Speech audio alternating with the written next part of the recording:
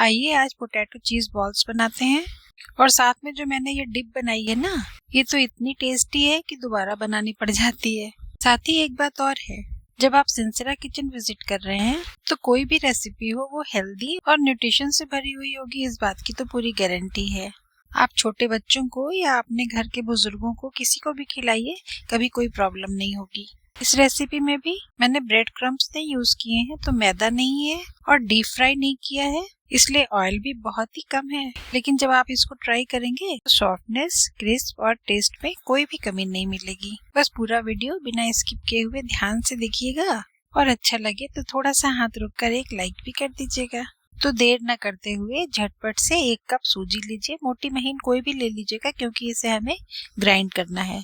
Grind करने से सूजी थोड़ी बारीक हो जाती है ना, तो इसमें थोड़े थोड़े आटे वाले गुड़ भी आ जाते हैं। तो ये बिल्कुल बारीक आटे जैसी नहीं होगी, लेकिन इसमें आटे जैसी बाइंडिंग आ जाएगी। अब आप किसी चौड़ी तली वाले बर्तन में या कढ़ाई में 1.5 कप पानी बॉयल होने के लिए रखिए। इसमें थोड़ा सा नमक डालिए, थोड़ा सा जीरा, बारीक कटी हुई हरी धनिया और साथ में देशी घी भी डाल दीजिए। देशी घी से डरने की कोई भी जरूरत नहीं है, इसमें गुड फैट होता है। डॉक्टर्स भी आपको किसी भी तेल के बदले देशी घी ही खाने की सलाह देते हैं। अब जैसे ही ये पानी बॉयल होने लगा तो फ्लेम को बिल्कुल लो कर दीजिए, ऑफ मत करिएगा। और इसमें 1 कप मक्के का आटा और ये जो 1 कप सूजी आपने बारीक पीस के रखी थी, दोनों ही चीजें ऐड कर दीजिए और लो फ्लेम पर उबलते हुए पानी में इन चीजों को हलवे की तरह से मिक्स कर लीजिए। और जब मिक्स होते होते थोड़ा सा इकट्ठा होने लगे तो फिर फ्लेम ऑफ कर दीजिए। यहाँ पर सूजी और मक्के के आटे का अमाउंट मिलाकर के 2 कप है और पानी हमने 1.5 कप लिया है। अभी ये सब कुछ मिक्स करके हम ढक करके इसे थोड़ी देर ठंडा होने के लिए रखेंगे और फिर से जब गूंथेंगे तो और पानी की जरूरत नहीं पड़ेगी। जब तक आटा ठंडा हो रहा है तब तक चलिए हम इसकी एक अच्छी सी टेस्टी सी फिलिंग तैयार करते हैं।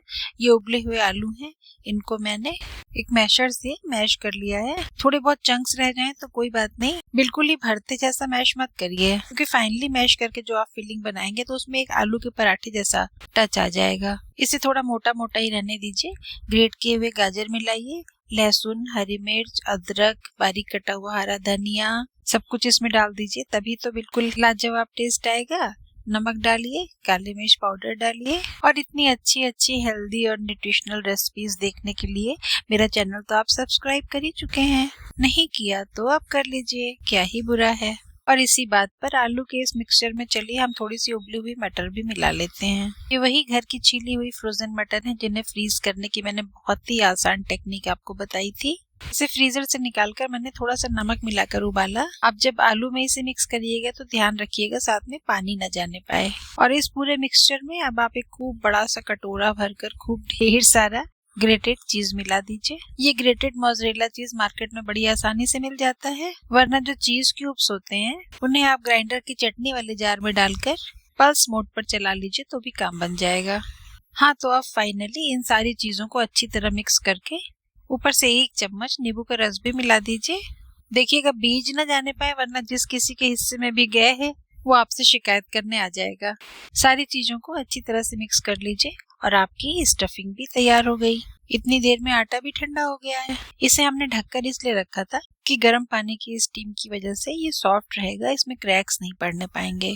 अब इसे हाथ से खूब अच्छी तरह मिक्स करिए, जैसे आटा गूथा जाता है वैसे ही गूथ लीजिए। एक्स्ट्रा पानी की जरूरत वैसे पड़नी तो नहीं चाहिए, लेकिन अगर आपको ऐसा लगता है कि हाँ टाइट है आटा, तो 2-4 चम्मच पानी डाल करके अच्छी तरह से गूथ लीजिए।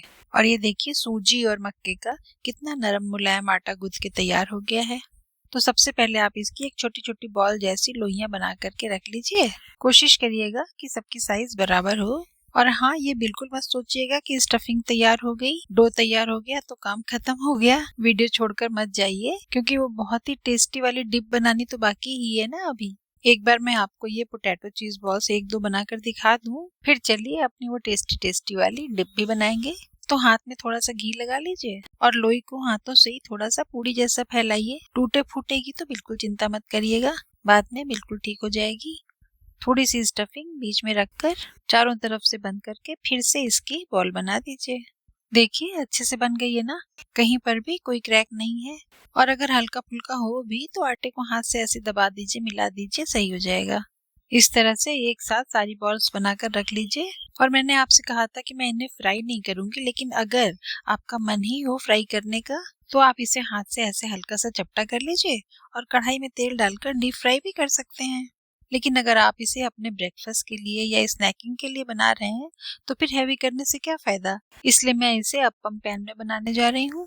सारे मोल्ड्स में थोड़ा थोड़ा देशी घी डाल दीजिए और अभी वो मजेदार सी स्पेशल वाली डिप का प्रिपरेशन देखने के लिए रुके रहिएगा।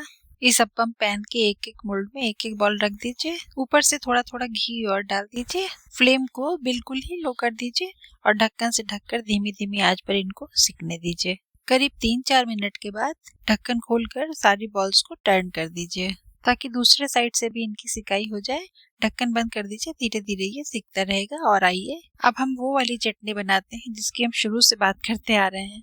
तो एक मुट्ठी ताजा पुदीना लीजिए, पुदीने के बराबर ही या उससे थोड़ी सी ज्यादा हरी धनिया ले लीजिए। ये जो मोटा डंठल वाला पार्ट है इसको निकाल दीजिए क्योंकि ये पिसकर महीन नहीं होगा। अपने टेस्ट के मुताबिक हरी मिर्चें डालिए, थोड़ी सी लहसुन की कलियां डाल दीजिए और ये भुने हुए बादाम हैं जो कि एक्सीडेंटली इस रेसिपी में डाले गए हैं। एक्चुअली मैं जब भी ये चटनी बनाती हूँ तो इसमें भुनी हुई मूंगफली डालती हूँ और हमेशा मेरे पास भुनी हुई मूंगफली एक डिब्बे में रखी भी रहती है। आज थी नहीं तो मूंगफली भूनने में काफी टाइम लगता है, इसलिए मैंने यहाँ पर ये भुने हुए बादाम डाल दिए हैं। सादा नमक, काला नमक डालकर मैं इसमें अब ये घर की जमाई हुई जो दही होती है, इसमें पानी तो निकल ही आता है तो वो पानी भी डाल दे रही हूँ। साथ में 4-5 चम्मच दही डाल दूंगी और बस ढक्कन लगाकर इसे पीस लीजिए।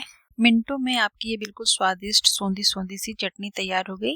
इसकी कंसिस्टेंसी आप अपनी पसंद के हिसाब से पतली या गाढ़ी कैसी भी रख सकते हैं। अभी तड़का लगाना है इसमें, तब तक इधर चेक कर लेते हैं। हमारे ये पोटैटो चीज बॉल्स सिक करके अच्छी तरह से तैयार हो गए हैं। अंदर चीज पिघली है ना, इसलिए हल्के हल्के से क्रैक भी हो गए हैं।